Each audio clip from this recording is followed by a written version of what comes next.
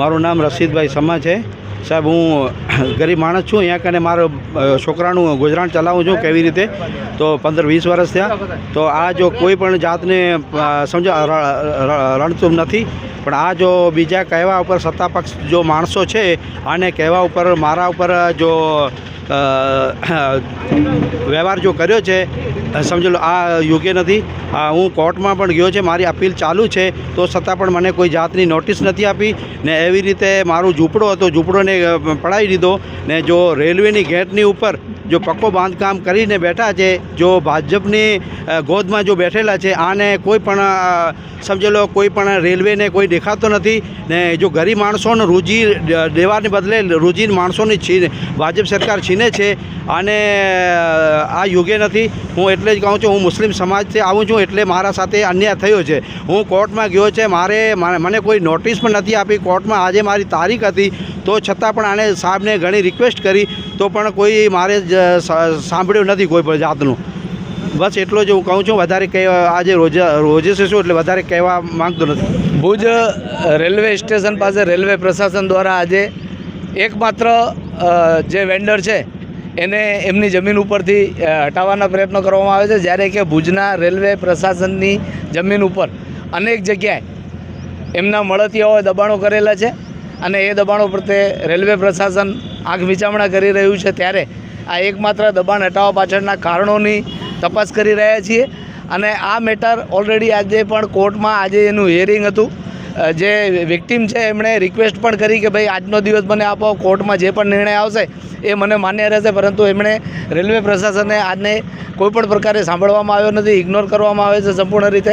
અને રેલવે પ્રશાસન જાણે કોઈ મોટું દબાણ હટાવવાનું હોય એવી રીતે રેલવે ફોર્સને લઈ અને એક જાણે પાકિસ્તાનની બોર્ડરમાં કે પાકિસ્તાન કન્ટ્રીની અંદર એ લોકો અમે રહેતા હોઈએ અને કાર્ય કરતા હોઈએ એ રીતે એક અલગ પોતાનું વ્યૂ અપનાવી અને જાણે રેલવેની અંદર કોઈ કાંઈ કહી જ ના શકે એ પ્રકારનું એમનું વાણી અને વર્તન કરી અને સ્થાનિક લોકોને દબાવવાના પ્રયત્નો કરવામાં આવ્યા છે, જે કોઈ પણ રીતે વ્યાજબી નથી।